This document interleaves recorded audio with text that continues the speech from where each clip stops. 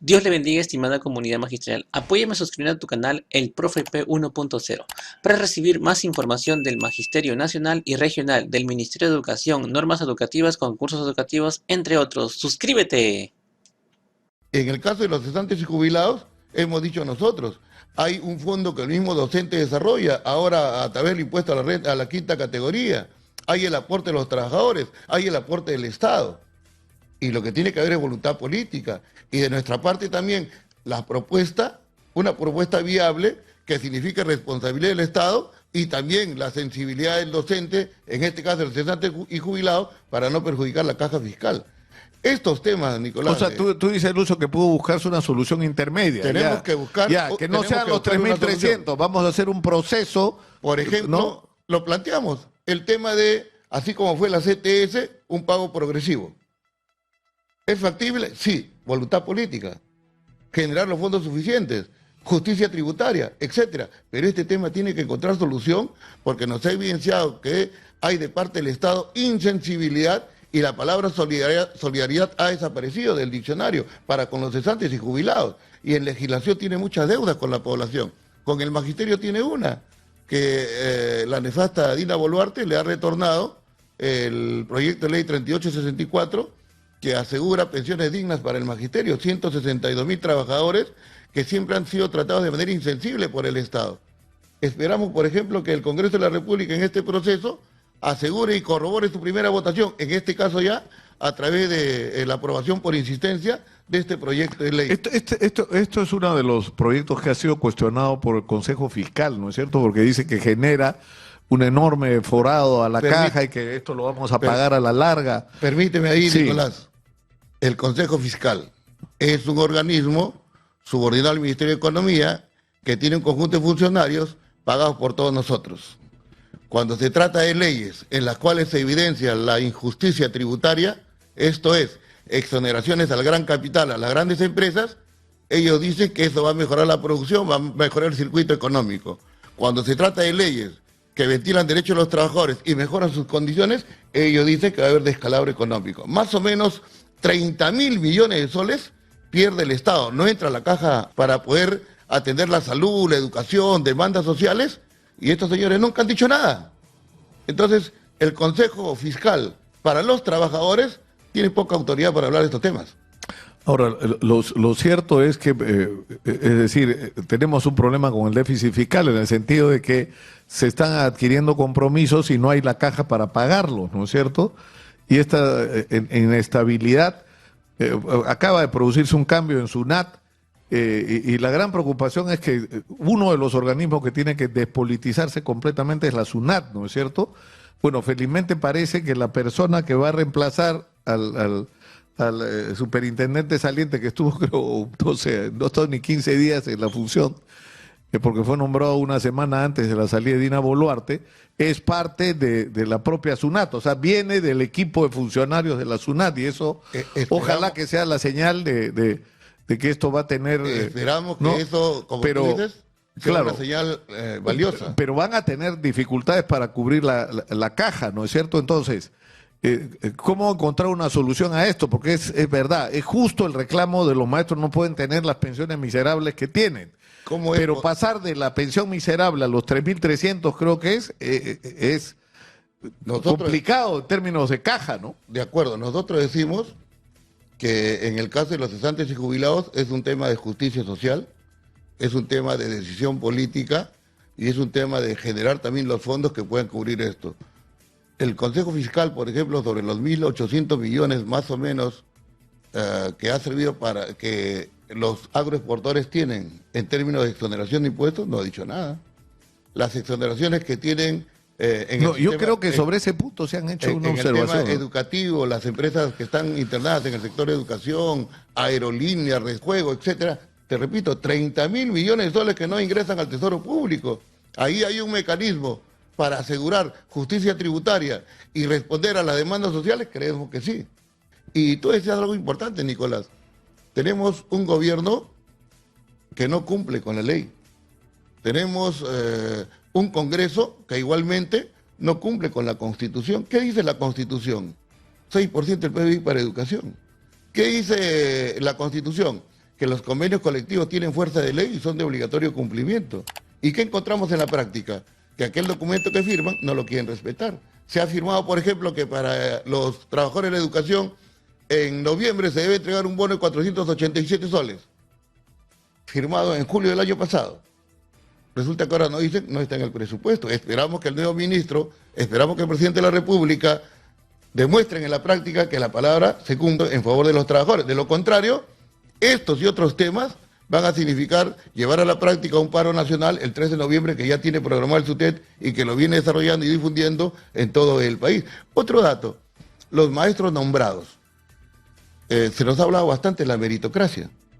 Estos maestros han postulado, han superado parámetros, hoy están trabajando en calidad de nombrados, 25.000 en el país, han debido cobrar su escolaridad como todo trabajador de la administración pública y no se les ha pagado. Esto no es legal, esto no es justo. Y los trabajadores de manera natural, cuando ven que de parte del gobierno no hay una respuesta correcta, claro, legal, constitucional, tienen derecho a desarrollar acciones distintas que hagan reflexionar al gobernante y lo ayuden a decir, esto es legal, hay que solucionar este tema. Tengo una última pregunta, porque ya está en proceso la inscripción de las listas, ¿no? Para las próximas elecciones. Y ustedes dicen, Lucinda Vázquez, pese a que es maestra, no representa al magisterio. El magisterio no se siente representada ni por ella ni por su conducta. Ya, pero ¿qué van a hacer ustedes para tener una representación de la que se sientan orgullosos o que en todo caso tengan legitimidad ante el magisterio? Es decir, que el señor o la señora congresista que se pare a hablar en el Congreso y que sea maestra, los maestros digan, esa señora o ese señor sí nos representa. ¿Qué van a hacer ustedes? Hay un convencimiento en los trabajadores, no solo del magisterio, sino en general, Nicolás, en el sentido siguiente, ¿no? Podemos ser miles en las calles exigiendo aquello que es justo y legal, pero si no estamos en los espacios de decisión política, donde se toman las decisiones, entonces ese trabajo y esa batalla va a ser infructuosa. Entonces, ¿qué corresponde? Corresponde que hayan trabajadores que realmente sean idóneos, que asuman compromisos y los cumplan.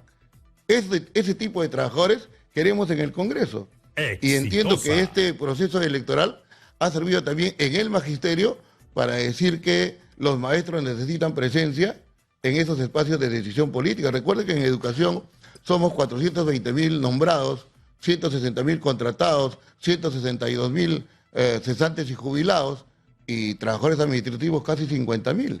Y esos trabajadores necesitan representación idónea que ellos tienen que determinar. Pero ustedes no están en este momento en ningún partido inscrito. Yo he estado chequeando y los dirigentes más importantes de todos los movimientos sociales que han tenido protagonismo en los últimos años no están inscritos en los partidos. O sea, ¿qué les queda? ¿Ir como invitados en las listas? La legislación electoral te dice que tiene que haber militantes de los partidos políticos participantes, que son más de 43, si no me equivoco, y tiene que haber también invitados. Si las organizaciones que van a participar en el proceso electoral consideran que tienen que tener un soporte social, ese soporte social lo dan los trabajadores. Y por tanto, en este proceso estamos convencidos que van a haber trabajadores idóneos que van a representarnos y van a asumir las tareas propias que le corresponde, ya sea en el Congreso, ya sea en un gobierno regional, en un gobierno local. La pregunta es esta, ¿y con qué partido? Por ejemplo, en el caso de ustedes, ¿cómo lo van a hacer? ¿Lo van a hacer institucionalmente? O sea, el SUTEP va a reclamar. ¿Qué cosa van a hacer? ¿Van a elegir a algunos de sus dirigentes o de sus cuadros más representativos? Es decir, nosotros exigimos que estas personas estén en la lista. ¿Pero en cuál? ¿En qué partido? Un acuerdo del SUTEP fue, según la Asamblea Nacional, Nicolás, conformar el Frente Social por el Perú, en la lógica de articularnos con todos los trabajadores de las distintas organizaciones sociales, populares, etcétera, que existen en el país y que recogen realmente el sentimiento popular, y lo hemos constituido en casi 20 regiones del país, y a fines de noviembre este proceso debe culminar en todo el país. ¿Y cuál es la idea? La idea es recabar las preocupaciones, las temáticas, los temas sensibles de cada región y también del país, que los conocemos, seguridad ciudadana, corrupción, etcétera, y plantearlo a los partidos políticos. Y el partido político tiene que asumir, el que sea, tiene que asumir esa agenda que los trabajadores le ponemos. Y los que representen a los trabajadores tienen que ser consecuentes en que esa propuesta, esa agenda que ponen los trabajadores sea cumplida. Y ahí nos tendrán dentro, y de lo contrario al frente, porque seguiremos coherentes con aquello que estamos llevando en representación de los trabajadores. Claro, porque lo que ha venido ocurriendo es que, lo que tenemos son cualquier cosa menos partidos políticos, ¿no? Lamentablemente, o sea, no hay ideologías, ya. Es decir, por ejemplo, no es un secreto que ustedes son una organización de izquierda, la mayor parte de los dirigentes del SUTEM, ¿no es cierto? Pero la izquierda ha sido absolutamente incapaz, después de toda la experiencia vivida por años, porque al final la izquierda puso a Fujimori la primera vez, la izquierda puso a Toledo, la izquierda puso a Ollantumala, la izquierda puso a Kuczynski, la izquierda puso, es decir, la izquierda ha puesto al propio Castillo, y sin embargo, es decir, y a la última experiencia, la de Castillo, que ha sido catastrófica, la conclusión la lógica hubiera sido que tienen que reunirse, que tienen que rediscutir su proyecto para el país, ¿no es cierto? Y formular un solo programa y tener un solo candidato unidos alrededor de una sola alternativa consistente que cambie la imagen que lamentablemente la izquierda le ha transmitido al país, ¿no?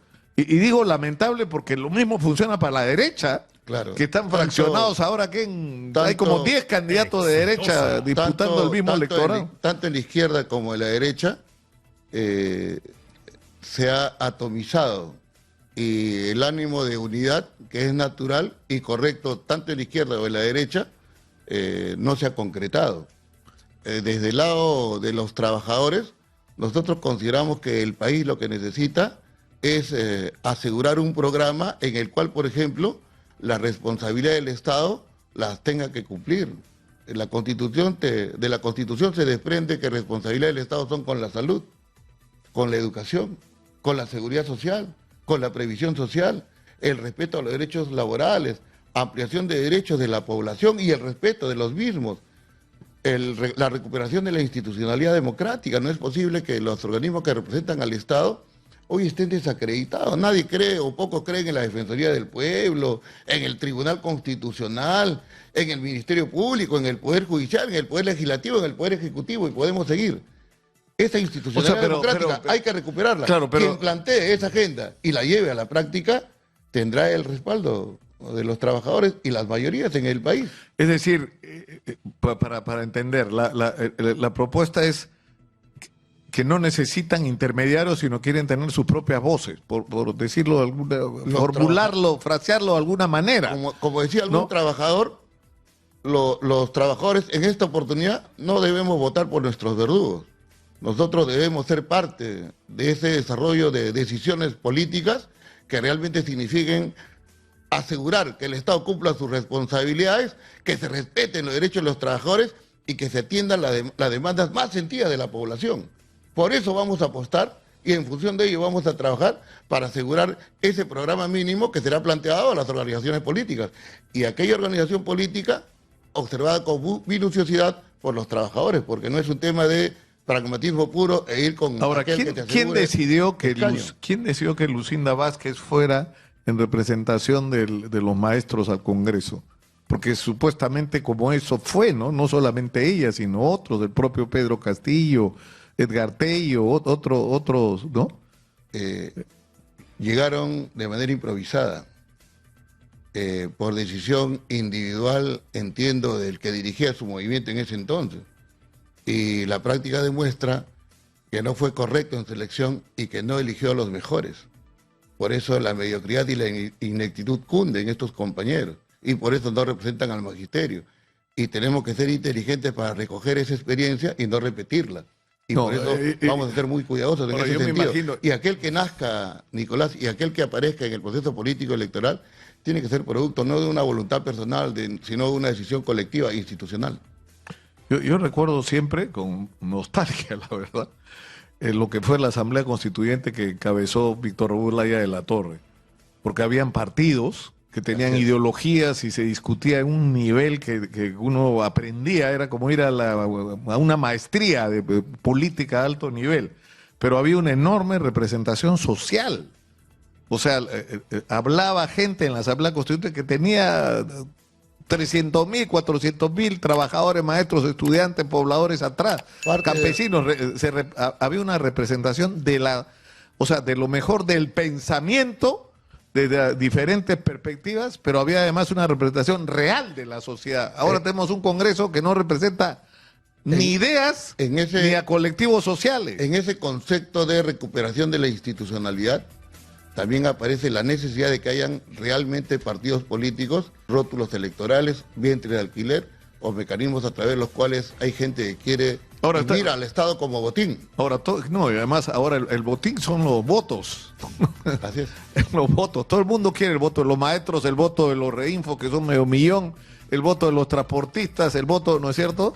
Que los representantes del magisterio en el Congreso son mediocres, son corruptos, ineptos, que están involucrados en situaciones ante el Ministerio Público o el Poder Judicial y que incluso algunos de ellos han sido sancionados por el Congreso. Por tanto, esa representación no es respaldada por el Magisterio Nacional. Es algo así como, estos maestros no nos representan. Estos maestros no representan al Magisterio Nacional por esa característica evidenciada y corroborada con hechos: mediocridad, ineptitud, corrupción. Ahora, el caso digamos puntual de la congresista Lucinda Vázquez, ella fue electa dentro de las listas de Perú Libre, ¿no es verdad? Es así Perú como Libre, luego fraccionaron, estuvieron como bloque magisterial.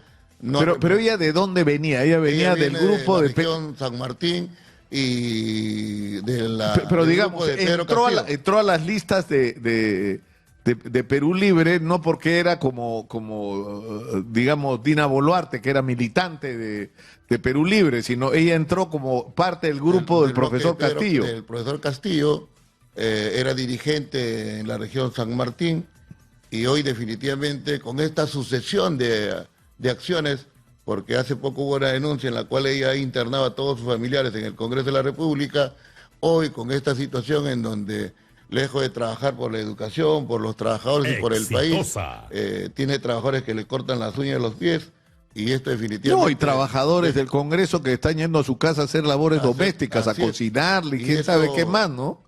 Eso genera mucha más indignación de la que ya existe en contra de esta representación que dice ser del magisterio, pero que al magisterio en su absoluta mayoría no lo representan. Ahora, ella ha pasado de Perú Libre, sale de la bancada de Perú Libre, pasa a la bancada de Bloque Magisterial y finalmente aterriza en Juntos por el Perú. Así es. ¿No? Varios de ellos han sido conspicuos, allegados a Pedro Castillo, son los primeros que lo traicionaron. Hoy están en Somos Perú, en Podemos Perú, en Juntos por el Perú. Aquello que antes cuestionaban del transfugismo, simplemente ellos lo han desarrollado en la práctica, ¿no? Y la práctica como criterio de verdad acredita, pues, repito, que lo que hemos venido señalando con respecto a su accionar y su comportamiento para con el magisterio y la educación es ineptitud, corrupción.